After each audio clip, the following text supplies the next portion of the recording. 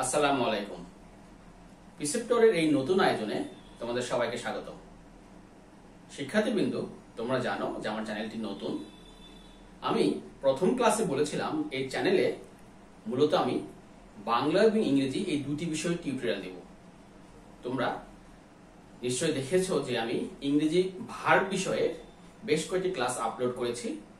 তোমরা অবশ্যই সেই ক্লাসগুলো দেখেছো, হয়তোবা তোমরা বেশ উপকৃত হয়েছো। তো আজকে থেকে আমি বাংলা দ্বিতীয় পত্রের উপরে ক্লাস শুরু করছি। আজকে থেকে তোমরা ধারাবাহিকভাবে বাংলা দ্বিতীয় পত্রের ক্লাস পাবে। ইংরেজি ক্লাসগুলো চলবে, তার সঙ্গে পাশাপাশি বাংলা ক্লাসগুলো তোমরা পাবে। তাহলে আজকে যে বিষয়টি আমি ক্লাস নিব সেটা হচ্ছে বাংলা দ্বিতীয় পত্রের সবচেয়ে গুরুত্বপূর্ণ, বলতে পারো সবচেয়ে মজার বা সবচেয়ে ক্রিটিক্যাল একটা টপিক, সেটা হচ্ছে সমাস। তাহলে চলো আমরা ক্লাসটি শুরু করি। দেখো, আজকে যে বিষয়টি সেটা হচ্ছে সমাস, লেকচার 1। আজকে হচ্ছে সমাসের প্রথম ক্লাস।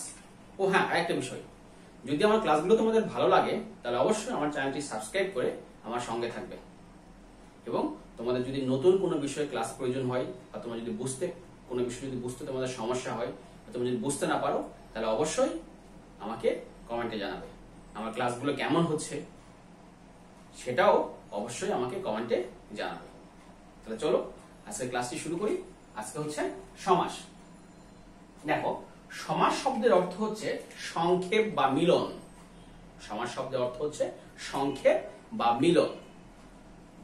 একাধিক পদের, একাধিক অর্থবোধক পদের একপদীকরণ। একাধিক, একের অধিক অর্থবোধক পদের একপদীকরণ। দেখো, এখানে দুটি বাক্য লেখা আছে বা দুটি সমাস লেখা আছে। একটা হচ্ছে বিলাত থেকে ফেরত, বিলাত ফেরত, সিংহ চিহ্নিত আসন, সিংহাসন। দেখো, এখানে দুটি পদ, প্রথম বাক্যে দুটি পদ, একটা হচ্ছে বিলাত, একটা হচ্ছে ফেরত। থেকে এখানে একটা বিভক্তি, এখানে সিংহ, এখানে আসন। দেখো, এই বিলাত এবং ফেরত এই দুটি পদ একত্রিত হয়ে এক পদে পরিণত হয়েছে, সেটা হচ্ছে বিলাত ফেরত, একপদীকরণ। একের অধিক পদের একপদীকরণ। তার মানে কি? বিলাত ফেরত, এই যে বড় বাক্য, এটাকে সংক্ষেপ করা হয়েছে, বিলাত ফেরত, এই বড় বাক্যকে সংক্ষেপ করা হচ্ছে। আবার দুটি পদ একপদীকরণ করা হয়েছে, দুটি পদ মিলে এক পদে পরিণত হয়েছে। তাহলে সমাস শব্দের অর্থ সংক্ষেপ বা মিলন। দেখো, দুইটি পদ এখানে মিলিত হয়ে একটি পদ হয়েছে, একপদীকরণ হয়েছে, বড় একটা বাক্য সংক্ষিপ্ত হয়েছে। অর্থটা বুঝছো? সমাস শব্দের অর্থ সংক্ষেপ বা মিলন, একাধিক পদের একপদীকরণ। এখানে দুইটা পদ মিলে এক পদ হয়েছে, এখানেও দুইটা পদ মিলে হয়েছে এক পদ। এখন দেখো, এই যে বিলাত ফেরত বা সিংহাসন সংক্ষিপ্ত যে ফর্মটা হইলো, সংক্ষিপ্ত যে পদটা হইলো, সেটার নাম হচ্ছে কি? সমস্ত পদ বা সমাসবদ্ধ পদ। এই যে বিলাত ফেরত বা সিংহাসন, এটার নাম হচ্ছে সমস্ত পদ বা সমাসবদ্ধ পদ। দেখো, সমস্ত পদ বা সমাসবদ্ধ পদ। আর যে বাক্যটি সংক্ষিপ্ত হয়ে সমস্ত পদ বা সমাসবদ্ধ পদ তৈরি হয়েছে, সেই বাক্যটিকে বলা হচ্ছে কি? সেই বাক্যটিকে বলা হচ্ছে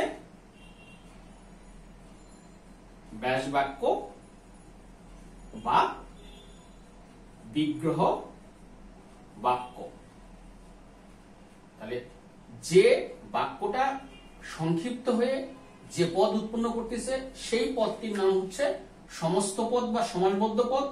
আবার যে বাক্যটি সংক্ষিপ্ত হচ্ছে, সেই বাক্যটির নাম হচ্ছে ব্যাস বাক্য বা বিগ্রহ বাক্য। আচ্ছা, এখন দেখো, এই যে বিলাত ফেরত, এখানে কিন্তু এই পদটার মধ্যে মূলত দুইটা পদ, একটা হচ্ছে বিলাত, একটা হচ্ছে ফেরত। এখানে এই যে সিংহাসন, এই পদের মধ্যে মূলত পদ দুইটা, একটা হচ্ছে সিংহ, একটা হচ্ছে আসন। একটা হচ্ছে সিংহ, একটা হচ্ছে আসন। তাহলে দেখো, এই সমস্ত পদ দুটি বা সমাসবদ্ধ পদ দুটি মূলত দুইটি পদের সমষ্টি, মূলত দুটি পদের সমষ্টি। তাহলে পূর্বের যে পদ, এই যে সিংহ এবং বিড়াল, পূর্বের যে পদ, এই পূর্বের পদকে বলা হচ্ছে পূর্বপদ, এবং ফেরত এবং আসন, এই যে আকার আ, সর্বনামের সংক্ষিপ্ত রূপ কার আ, একে বলা হচ্ছে পরপদ। তাহলে সমস্ত পদ বা সমাসবদ্ধ পদ দুটা পদের সমষ্টি, দুটা পদের একপদীকরণ মিলন। প্রথম যে পদ সেটাকে বলা হচ্ছে পূর্বপদ, পরের যে পদ সেটাকে বলা হচ্ছে পরপদ। এখন দেখো, সমস্ত পদের পূর্বপদ বা পরপদ কিন্তু ব্যাস বাক্যও আছে বা বিগ্রহ বাক্যও আছে, যেমন বিলাপ, ফেরত। এই যে এটা হচ্ছে পূর্বপদ, এটা হচ্ছে পরপদ সমস্ত পদের। এখন সমস্ত পদের পূর্বপদ এবং পরপদ যখন ব্যাস বাক্যে ব্যবহৃত হচ্ছে, সেটার নাম কিন্তু আর পূর্বপদ বা পরপদ থাকছে না, সেটার নাম ভিন্ন, সেটাকে বলা হয় সমস্যমান পদ। সরি,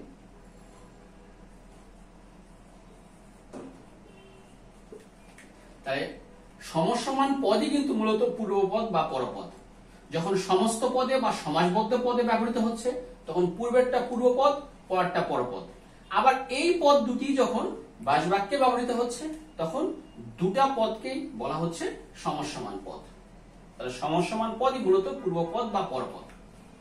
এখন দেখো, পরবর্তী যে বিষয়টা সেটা হচ্ছে, দেখো আমি যখন বলতেছি বিলাত ফেরত, তখন কি মনে করো একজন ভদ্রলোক বিলাত থেকে ফেরত এসেছে, তাহলে আমি যখন বিলাত ফেরত বুঝাবো বলবো, তখন কি সে ভদ্রলোক বিলাতে আছে না বিলাত থেকে ফিরে এসেছে? সে বিলাত থেকে ফিরে এসেছে, তাহলে এখানে কি পরপদ প্রাধান্য পাচ্ছে, পরপদকে বোঝানো হচ্ছে। ফেরত, ফিরে এসেছে, পরপদকে বোঝানো হচ্ছে। আবার দেখো, আমি যখন বলবো সিংহাসন, মানে কি সিংহ চিহ্নিত আসন, সিংহের মতো আসন, তাহলে সিংহাসন বলতে আসলে আমি কি সিংহ বুঝাচ্ছি না আসনকে বুঝাচ্ছি? আসনকে বুঝাচ্ছি। আমি যদি একটা আসনকে নির্দেশ করে বলি যেটা সিংহাসন, তার মানে কি সিংহের মতো আসন। আমার সামনে কিন্তু সিংহ নেই, আমার সামনে কি আছে? আসন আছে। আমি যখন সিংহাসন বলতেছি তখন আমি আসনকে বুঝাচ্ছি, সিংহকে বুঝাচ্ছি না, কারণ সিংহ আমার সামনে নেই। সিংহ বনে আছে বা চিড়িয়াখানায় খাঁচায় আছে, আমার সামনে আছে আসন। আসনটা কি? পরপদ। দেখো, এখানে পরপদকে বোঝানো হচ্ছে, এখানেও পরপদকে বোঝানো হচ্ছে। তাহলে সমস্ত পদে কোন পদের প্রাধান্য পাবে, সমস্ত পদে পূর্বপদ প্রাধান্য পাবে না পরপদ প্রাধান্য পাবে, সেটার উপর ভিত্তি করে সমাসের শ্রেণী বিভাগ। কোন পদ প্রাধান্য পাবে সেটার উপর ভিত্তি করে সমাস 6 প্রকার। সমাস 6 প্রকার। এটাকে বা এই যে কোন পদ প্রাধান্য পাবে বা সমাসের ক্লাসিফিকেশন 6 প্রকার, এটা মনে রাখার একটা কি ছোট্ট কবিতা আছে। চলো আমরা কবিতাটা লিখি, এরপর আমরা একটা বিস্তারিত আলোচনা করি। দেখো, দ্বন্দ্বে উভয়, বহুব্রীতে নেই, অব্যয়তে পূর্বপদ প্রধান, দ্বিতকে গাই পরপদের গান। আমরা সমাসে সমস্ত পদে কোন পদের প্রাধান্য পাবে এইটাকে সংক্ষেপে মনে রাখার জন্য এই কবিতাটি ফলো করতে পারি। দেখো, দ্বন্দ্বে উভয় মানে দ্বন্দ্ব সমাসে উভয়, উভয় পদ। বহুব্রীতে নেই, বহুব্রীতে কোন সমাসই প্রাধান্য পাবে না, নতুন একটা অর্থ আসবে। অব্যয়তে পূর্বপদ প্রধান, অব্যয়ভাব সমাসে পূর্বপদ প্রাধান্য পাবে, পূর্বপদকে বোঝানো হবে। দ্বিতকে গাই পরপদের গান। দেখো, দ্বিতকে গাই পরপদের গান। দ্বিতক, দ্বি দ্বিগু, ত তৎপুরুষ, ক কর্মধারক। দেখো, দ্বন্দ্বে উভয়, দ্বন্দ্ব সমাসে উভয় পদ প্রাধান্য পাবে, উভয় পদকেই বোঝানো হবে। বহুব্রীতে নেই মানে বহুব্রীতিতে, বহুব্রী সমাসে কোনো পদকেই বোঝানো হবে না, নতুন অর্থ আসবে। বহুব্রী সমাসে কোনো পদকেই বোঝানো হবে না, নতুন অর্থ আসবে। অব্যয়তে পূর্বপদ প্রধান, অব্যয়ভাব যে সমাস, এই অব্যয়ভাব সমাসে পূর্বপদ প্রাধান্য পাবে, পূর্বপদকে বোঝানো হবে। আর দ্বিতকে গাই পরপদের গান। দ্বিতক, দ্বিতে দ্বিগু, ততে তৎপুরুষ, কতে কর্মধারয়, এই তিনটা সমাসে পরপদের গান মানে কি পরপদ প্রধান হবে, পরপদ প্রাধান্য পাবে, পরপদকে বোঝানো হবে। দেখো, আমাদের সমাস মোট 6 প্রকার।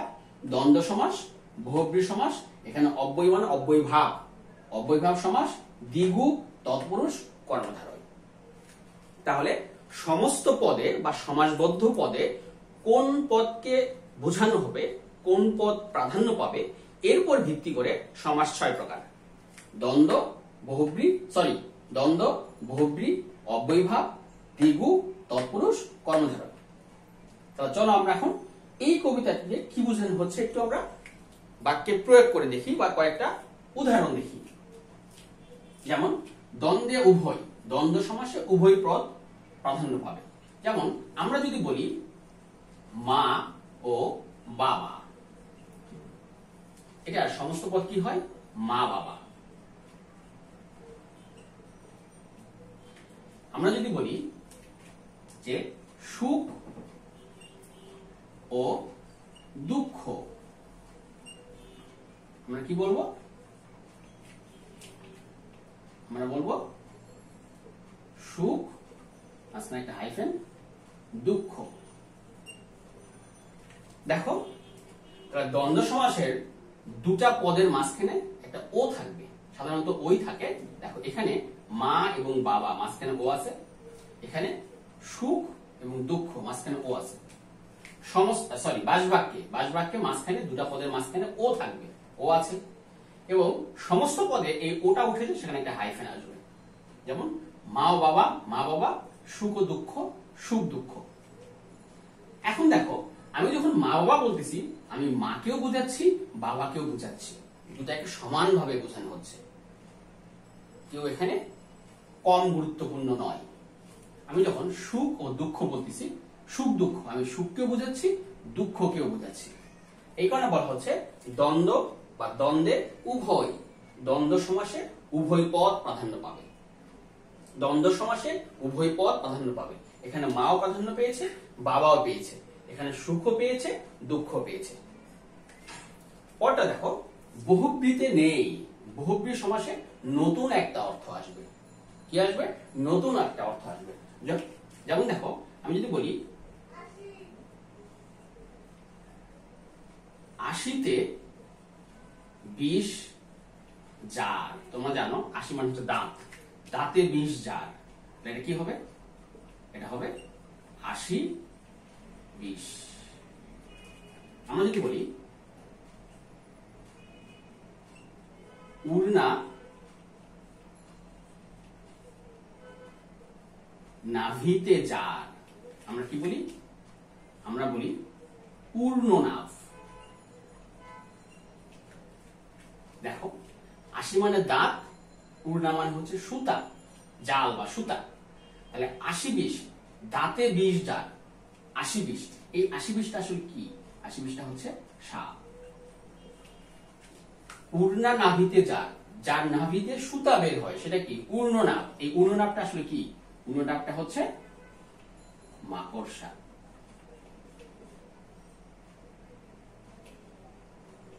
এখন দেখো এই ৮০-২০, এখানে দুটা পদ, একটা ৮০ একটা ২০, কিন্তু ৮০-২০ বলতে বোঝানো হচ্ছে কাকে? সাপকে। এজন্য বলা হচ্ছে বহুব্রীতে নেই। বহুব্রী সমাসের সমস্ত পদে পূর্বপদ পরপদ কাউকেই বোঝাবে না, নতুন একটা অর্থ আসবে। যেমন সাপ, ৮০-২০ মানে সাপ, নতুন অর্থ আসছে।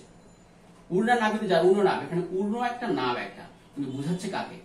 মাকড়সা, নতুন একটা অর্থ আসছে। এখানে বলা হচ্ছে বহুব্রী সমাসে নতুন অর্থ আসবে। বহুব্রীতে নেই, কোনো পদই নেই, পূর্বপদও নেই, পরপদও নেই, পূর্বপদও নেই, পরপদও নেই। দেখো সাপের মধ্যে ৮০ও নাই, ২০ও নাই, উর্ণ নাই, নাভও নাই, মাকড়সার মধ্যে নতুন একটা অর্থ আসছে। এই কারণে বলা হচ্ছে বহুব্রীতে নেই। আচ্ছা পরেরটা, অব্যয়ীতে পূর্বপদ প্রধান। দ্বন্দ্বে উভয় পদ প্রধান, বহুব্রীতে কোনো পদই নেই, অব্যয়ীতে পূর্বপদ প্রধান, যেখানে পূর্বপদ প্রাধান্য পাবে, পূর্বপদকে বোঝানো হবে। যেমন যদি আমরা বলি শহরে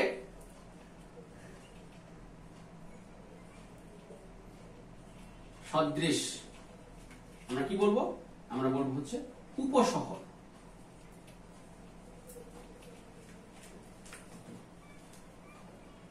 আমরা যদি বলি ছোট নদী, আমরা কি বলবো? উপনদী। আচ্ছা এই দুটা উদাহরণ দিয়ে বুঝাই। দেখো শহরের সদৃশ, সদৃশ আমরা কি বলতেছি? উপশহর। দেখো উপ একটা, শহর একটা। ছোট নদী বা ক্ষুদ্র নদী আমরা কি বলতেছি? উপ একটা, নদী একটা, উপনদী। এখন আমি যখন উপশহর বলতেছি তখন আমরা কি মূল শহরকে বোঝাই না শহরের নিকটে, শহরের উপকূলে যেটা আছে সেটাকে বোঝাই? উপশহর বলতে কিন্তু আসলে মূল শহরকে বোঝানো হয় না, শহর সংলগ্ন যে নতুন শহরটা গড়ে উঠেছে উপশহর বলতে তাকে বোঝানো হয়, মূল শহর নয়। যেমন ঢাকার মূল শহর কোনটা? আমরা যারা ঢাকায় বসবাস করি ঢাকার মূল শহর হচ্ছে পুরান ঢাকা যেটা, কিন্তু যারা আমরা মিরপুরে বসবাস করি মিরপুরটা কি আসলে উপশহর। হ্যাঁ, যদিও মিরপুর পুরোটাই এখন ঢাকা সিটি কর্পোরেশন 2 ভাগে বিভক্ত, একটা ভাগের আন্ডারে, কিন্তু আসলে মিরপুরটা হচ্ছে উপশহর, শহরের নিকটে, শহরের উপকূলে। তা দেখো উপশহর বলতে মূল শহরকে বোঝায় না, শহরের সংলগ্ন যে এলাকাটা নতুন যে শহর গড়ে উঠেছে সেটাকে বোঝানো হয়, আর সেটাই হচ্ছে উপ। তাহলে এখানে উপশহর পূর্বের পদ প্রাধান্য পাচ্ছে, কারণ যদি পরপদ প্রাধান্য পাইতো তাহলে মূল শহরকে বোঝানো হতো। এখানে কিন্তু মূল শহরকে বোঝানো হচ্ছে না, শহরের নিকটে যেটা আরেকটি শহর গড়ে উঠেছে সেটাকে বোঝানো হচ্ছে।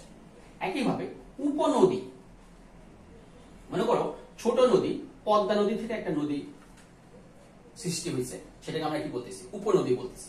এখন উপনদী বলতে কি আমরা যে মূল নদী পদ্মা সেটাকে বোঝাচ্ছি, না পদ্মার সঙ্গে সম্পর্কিত একটা ছোট নদীকে বোঝাচ্ছি? ছোট নদী। দেখো উপ বলতে কিন্তু মূল নদী নয়, মূল নদীর সঙ্গে যেটা আছে ছোট নদী সেইটা উপনদী। তাহলে এখানে উপ বলতে মূল নদীকে বোঝানো হচ্ছে না, নদী সংলগ্ন যেটা আছে ছোট একটা নদী তাকে বোঝানো হচ্ছে। তাহলে এখানে প্রাধান্য পাচ্ছে পূর্বপদ, এখানে প্রাধান্য পাচ্ছে পূর্বপদ। এই কারণে বলা হচ্ছে অব্যয়ীতে পূর্বপদ প্রধান, অব্যয়ীতে পূর্বপদ প্রধান। রিপিট করি, দ্বন্দ্বে উভয় সমাসকে বোঝাই, বহুব্রীতে নতুন একটা অর্থ হয়, কোন সমাসকে বোঝানো হয় না, আর অব্যয়ীতে পূর্বপদ প্রাধান্য পায়। আশা করি আমরা দেখি দ্বিগু তৎপুরুষ কর্মধারয়, দ্বিগু তৎপুরুষ কর্মধারয়, এই তিনটা সমাসে কি প্রাধান্য পাবে? পরপদ প্রাধান্য পাবে। তিনটা সমাসে পরপদ প্রাধান্য পাবে। এখন দেখো দ্বিগু তৎপুরুষ কর্মধারয়, যেমন দ্বিগু সমাস, আমি কয়েকটা উদাহরণ দেখি আগে, দেখুন জায়গা কম।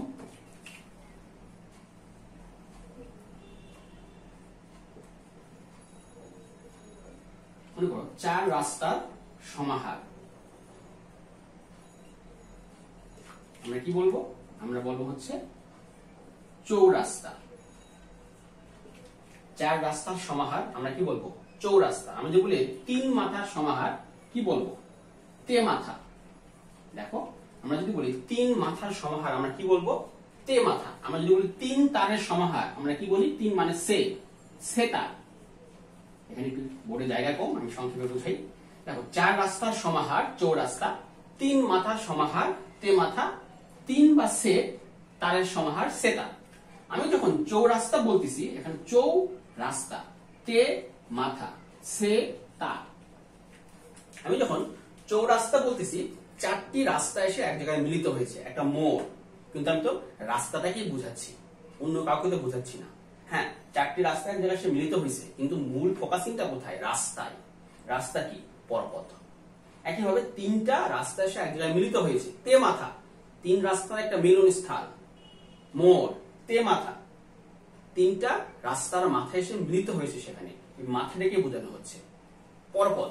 একইভাবে সে তার, একটা যন্ত্র যার 3টা তার আছে, 3টা তার, তাহলে কি?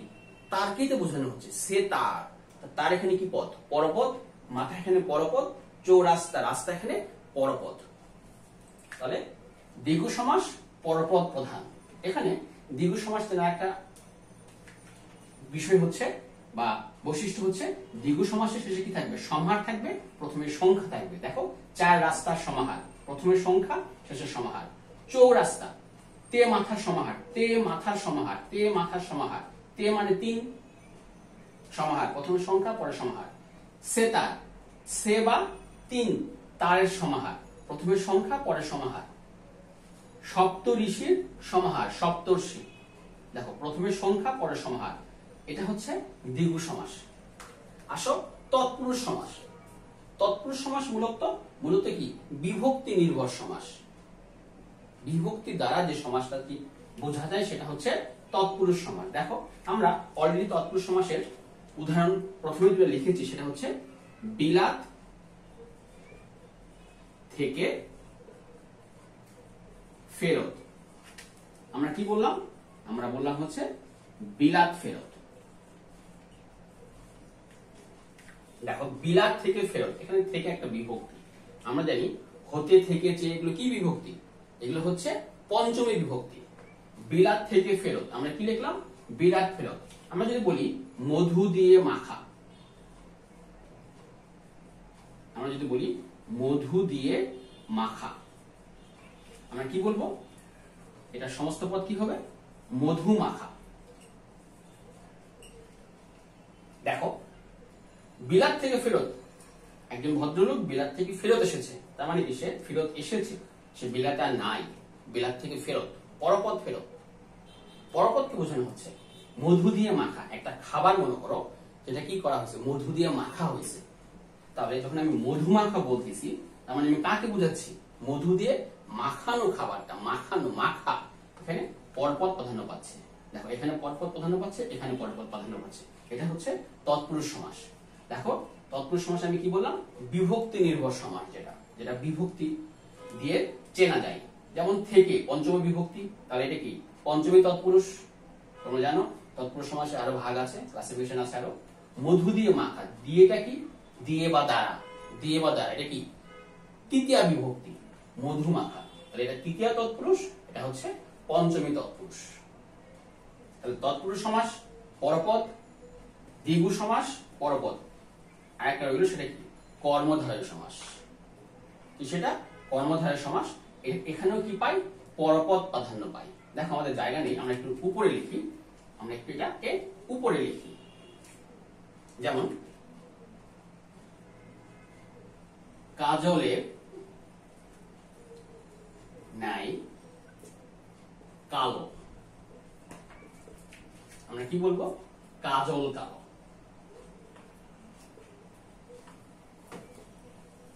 আমরা এটা কি বলবো? কাজলের ন্যায় কালো, কাজল কালো। যেমন আমরা যদি বলি নীল যে আকাশ, নীল যে আকাশ, নীল যে আকাশ, আমরা কি বলবো? নীল আকাশ। দেখো এই দুটো সেন্টেন্সে যে সমস্ত পদ, এই দুটি বাক্যে যে সমস্ত পদ, এখানে সমস্ত পদ নীল একটা, আকাশ একটা। এই যে আকার, কার সর্বনাম সংক্ষিপ্ত রূপ কার, এই যে এটা কার, তাহলে আকাশ সরে আর সংক্ষিপ্ত রূপ হচ্ছে যে কার, আকার। এখানে আকাশ একটা, নীল একটা, এখানে কাজল একটা, কালো একটা। এখন আমি যখন বলবো কাজল কালো, মানে কি? কাজলের ন্যায় কালো, কাজলের মতো কালো। একজন ব্যক্তির যদি আমি চোখকে কাজলের মতো কালো বলি, বা তার চুলকে যদি আমি কাজলের মতো কালো বলি, তাহলে আমি কিন্তু বোঝাচ্ছি কাকে? কালোকে, কালো রংটাকে। কালো কি পদ? পরপদ। আমি যদি বলি আকাশটা নীল, নীল যে আকাশ, নীল আকাশ, আকাশটা নীল বর্ণ ধারণ করেছে, কিন্তু নীল আকাশ বলতে তো আকাশকেই বোঝানো হচ্ছে, জমিনকে তো বোঝানো হচ্ছে না, মাটিকে তো বোঝানো হচ্ছে না, আকাশকেই বোঝানো হচ্ছে। তাহলে এখানে আকাশ হচ্ছে পরপদ, এখানে কালো হচ্ছে পরপদ। তাহলে এই দুটো কিসের উদাহরণ? কর্মধারয় সমাসের উদাহরণ। কর্মধারয় সমাসে কি প্রাধান্য পাচ্ছে? পরপদ প্রাধান্য পাচ্ছে। তাহলে আবার দেখো একটু আমি রিপিট করি যে সমস্ত পদে বা সমাসবদ্ধ পদে কোন পদ প্রাধান্য পাবে, সমস্ত পদে বা সমাসবদ্ধ পদে কোন পদ প্রাধান্য পাবে, এটার উপর ভিত্তি করে সমাস কয় প্রকার? সমাস হচ্ছে 6 প্রকার। দ্বন্দ্ব সমাস, উভয় পদ প্রাধান্য পাচ্ছে। দেখো মা বাবা, সুখ দুঃখ, উভয় পদ প্রাধান্য পাচ্ছে।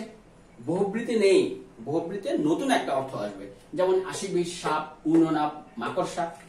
অব্যয়ীতে পূর্বপদ প্রধান, অব্যয়ীতে পূর্বপদ প্রাধান্য পাবে, যেমন শহরের সদৃশ, উপশহর, ছোট নদী, উপনদী। যদি আমরা বলি আমিষের অভাব, দেখো এক উদাহরণ দেখো, আমরা বললাম আমিষের অভাব, সেটা কি? নিরামিষ। আমি বললাম ক্ষুদ্র গ্রহ, সেটা কি হবে? উপগ্রহ। যেমন পৃথিবীর একমাত্র উপগ্রহ কি? চাঁদ। আমি যখন উপগ্রহ বলবো, পৃথিবীর উপগ্রহ বলবো, তখন আমি কি পৃথিবীকে মিন করব না চাঁদকে মিন করব? চাঁদ কি? তাহলে চাঁদ মানে কি? উপগ্রহ। পৃথিবীর একমাত্র উপগ্রহ সেটা কি চাঁদ। তাহলে এই যে উপগ্রহ বলতে আসলে উপকে বোঝানো হচ্ছে, চাঁদকে বোঝানো হচ্ছে, উপগ্রহ। তাহলে উপ কি পূর্বপদ। আমি যখন বলবো নিরামিষ, আমি যদি বলি নিরামিষ, নিরামিষ মানে সেই খাবারে আমিষ আছে না নাই, খাবারে আমিষ নেই, সেই খাবারে আমিষ নেই, তার মানে কি আমিষের অভাব। এই যে নির মানে কি অভাব, যে খাবারে আমিষের অভাব সেটাই কি নিরামিষ। এবং যখন নিরামিষ বলতেছি সেই খাবারে কিন্তু আমিষের অভাব, আমিষ নেই সেই খাবারে, আমিষবিহীন খাবার, সে বিহীন বা অভাবটাই কি নির। তাহলে কি পূর্বপদকে বোঝানো হচ্ছে, নিরামিষ পূর্বপদ এখানে প্রাধান্য পাচ্ছে। দেখো নির উপ উপ উপ অব্যয়ভাব সমাসে পূর্বপদ প্রাধান্য পায়। আসলে দ্বিতক দ্বিগু তৎপুরুষ কর্মধারয়। দ্বিগু সমাস প্রথমে সংখ্যা শেষে সমাহার। দেখো চৌরাস্তা রাস্তাকে বোঝায়, তে মাথা মাথাকে বোঝায়, সেতার তিনটা তারকে বোঝায়, তার তিন তারের যন্ত্র সেতার, তারটা এখানে মূল। আমরা বললাম কি তৎপুরুষ বিভক্তি নির্ভর সমাস। বিলাত থেকে ফেরত, দেখো থেকে পঞ্চমী বিভক্তি, এটা পঞ্চমী তৎপুরুষ। একটা ভদ্রলোক বিলাত থেকে ফেরত এসেছে, তার মানে সে এখন বিলাতে আছে না, সে বিলাতে নেই, বিলাত থেকে ফেরত এসেছে, তাহলে কি ফেরত। ফেরত পরপদ।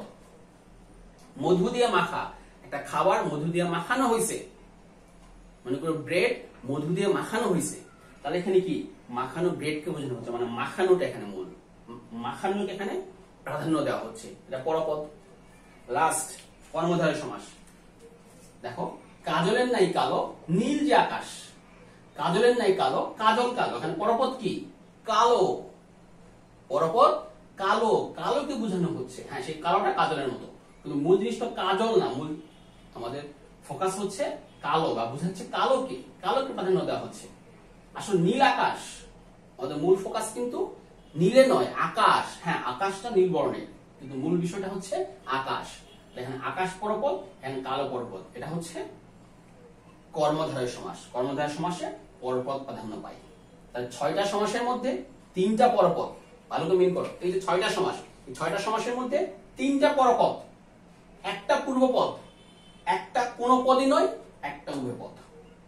6টা সমাসের মধ্যে 3টা পরপদ, দ্বিগু তৎপুরুষ কর্মধারয়, একটা পূর্বপদ, একটা কোন পদই নেই, নতুন অর্থ আসবে, আর একটা হচ্ছে উভয় পদকেই প্রাধান্য পাবে। আশা করি তোমরা সমাস সম্পর্কে কিছুটা ধারণা পেয়েছো। আজকে হচ্ছে অল্প কিছু তোমাদের ধারণা দেওয়া হলো, জাস্ট সমাস বিষয়টা কি, সমাস কয় প্রকার, 6 প্রকার, এই 6 প্রকার আমরা কিভাবে বুঝবো সেই সম্পর্কে অল্প কিছু ধারণা তোমরা পেয়েছো, আশা করি বুঝতে পেরেছো। পরবর্তী ক্লাসে এই নেক্সট যে ক্লাসে, এই নেক্সট ক্লাসগুলোতে, নেক্সট পরবর্তী কয়েকটা ক্লাসে এই যে বিভিন্ন যে সমাস, এই সমাসের যে ক্লাসিফিকেশন, সমাসের যে বিভিন্ন ভাগ আছে, এই ভাগ সম্পর্কে বিস্তারিত আলোচনা করা হবে। আশা করি তোমরা আমার সঙ্গে থাকবে। তাহলে আজকে এই পর্যন্তই, পরবর্তী ক্লাসে আবার দেখা হবে ইনশাআল্লাহ। সবাইকে ধন্যবাদ। আসসালামু আলাইকুম।